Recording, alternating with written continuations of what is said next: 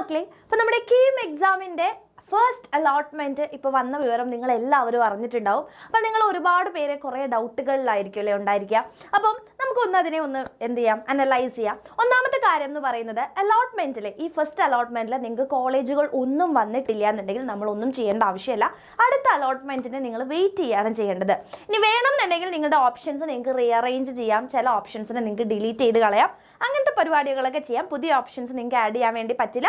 And wait for your next allotment, second അലോട്ട്മെൻറ്റിന് wait ചെയ്യാം. And രണ്ടാമത്തെ കൂട്ടർ എന്ന് പറയുന്നത് നിങ്ങൾക്ക് അലോട്ട്മെൻറ്റ് കിട്ടിയിട്ടുണ്ടെന്നുണ്ടെങ്കിൽ സ്വാഭാവികമായിട്ടും നിങ്ങൾക്ക് ഒരു ടോക്കൺ ഫീ അടയ്ക്കേണ്ടതുണ്ട് അല്ലേ. അപ്പോൾ അത് നിങ്ങൾക്ക് ഓൺലൈനായിട്ട് നിങ്ങളുടെ ഹോം പേജിൽ പോയിട്ട് നിങ്ങൾക്ക് അടയ്ക്കാൻ പറ്റുന്നതാണ്. ആൻഡ് അതിനുശേഷം നിങ്ങളെ സെക്കൻഡ് അലോട്ട്മെൻറ്റിലേക്ക് പരിഗണിക്കണം. അതായത് നിങ്ങൾക്ക് ഇപ്പോൾ ഒരു കോളേജ് കിട്ടിയിട്ടുണ്ട്, അപ്പോൾ ആ ഒരു കോളേജ് കിട്ടി, പക്ഷേ നിങ്ങൾക്ക് താല്പര്യമില്ല, അടുത്ത അലോട്ട്മെൻറ്റിന് എന്നെ കൺസിഡർ ചെയ്യണം എന്നുള്ളതാണ് ഈ ഒരു അലോട്ട്മെൻറ്റ് കൺഫർമേഷനിലൂടെ നിങ്ങൾ കൊടുക്കുന്നത്. അപ്പോൾ അത് കൊടുത്താൽ മാത്രമാണ് നിങ്ങൾ അടുത്ത അലോട്ട്മെൻറ്റിലേക്ക് എന്ത് ചെയ്യുള്ളൂ, കൺസിഡർ ചെയ്യുള്ളൂ.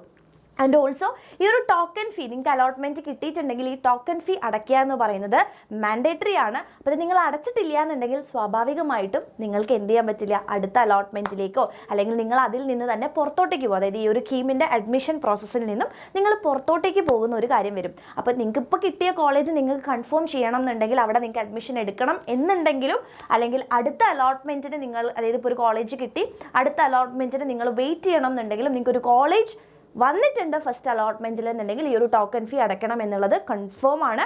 ആൻഡ് സെക്കൻഡ് അലോട്ട്മെൻറ്റിലേക്ക് നിങ്ങൾ എന്ത് ചെയ്യണം, കൺസിഡർ ചെയ്യണോ എന്നുണ്ടെങ്കിൽ അതിന് നിങ്ങൾ കൺഫർമേഷൻ കൊടുക്കുന്നതും നിർബന്ധമാണ്. ഇനി കൺഫർമേഷൻ കൊടുത്തിട്ടില്ല, ടോക്കൺ ഫീ അടച്ചു, അങ്ങനെയാണെങ്കിൽ നിങ്ങൾക്ക് ഇപ്പം കിട്ടിയ കോളേജ്, അതായത് ഇപ്പോൾ ഫസ്റ്റ് അലോട്ട്മെൻറ്റിൽ കിട്ടിയ കോളേജിൽ നിങ്ങൾ പോയി ജോയിൻ ചെയ്യുക എന്നുള്ളതാണ് ചെയ്യേണ്ടത്. അപ്പോൾ ബാക്കിയുള്ള അതായത് ബാക്കിയുള്ള അലോട്ട്മെൻറ്റിൽ നിങ്ങൾ ഇനി കൺസിഡർ ചെയ്യില്ല.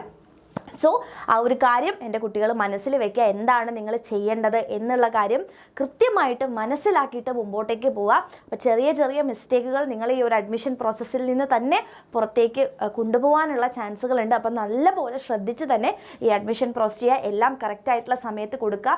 അടുത്ത അലോട്ട്മെൻറ്റിലേക്ക് കൺഫർമേഷനൊക്കെ നിങ്ങൾക്ക് വേണം, സെക്കൻഡ് അലോട്ട്മെൻറ്റിനെ കൺസിഡർ ചെയ്യണം എന്നുണ്ടെങ്കിൽ ഇതെന്ത് ചെയ്യുക, കൊടുക്കുക. ആൻഡ് കോളേജ് കിട്ടാത്തവർ ടെൻഷൻ അടിക്കേണ്ട, നെക്സ്റ്റ് അടുത്ത സെക്കൻഡ് ആൻഡ് തേർഡ് അലോട്ട്മെൻറ്റിന് വേണ്ടിയിട്ട് വെയിറ്റ് ചെയ്യുക.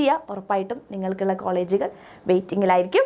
അപ്പോൾ എല്ലാവർക്കും ഓൾ ദ വെരി ബെസ്റ്റ്. അടിപൊളിയായിട്ട് നിങ്ങൾ എന്ത് ചെയ്യുക, നെക്സ്റ്റ് അലോട്ട്മെൻറ്റിന് വേണ്ടിയിട്ട് വെയിറ്റ് ചെയ്യുക. ആൻഡ് ഇപ്പോൾ ഫസ്റ്റ് അലോട്ട്മെൻ്റ് ഒക്കെ കിട്ടിയ മക്കളാണെന്നുണ്ടെങ്കിൽ ഡയറക്റ്റായിട്ട് പോയിട്ട് എന്ത് ചെയ്യുക, നമ്മളുടെ കോളേജുകളിലേക്ക് നിങ്ങളുടെ അഡ്മിഷൻസ് ഉറപ്പിക്കുക, ഈ ഫീസ് കൊടുത്തിട്ട്. ഓക്കെ, അപ്പോൾ ഇത്രയും കാര്യങ്ങളാണ് പറയാനുള്ളത്. ഇനി എന്തെങ്കിലും ഡൗട്ട്സ് ഉണ്ടെങ്കിൽ ഉറപ്പായിട്ടും താഴെ കമൻറ്റ് ചെയ്യുക. അതിനുള്ള റിപ്ലൈ വീഡിയോ ആയിട്ട് നമ്മൾ വീണ്ടും വരും. Okay, thank you.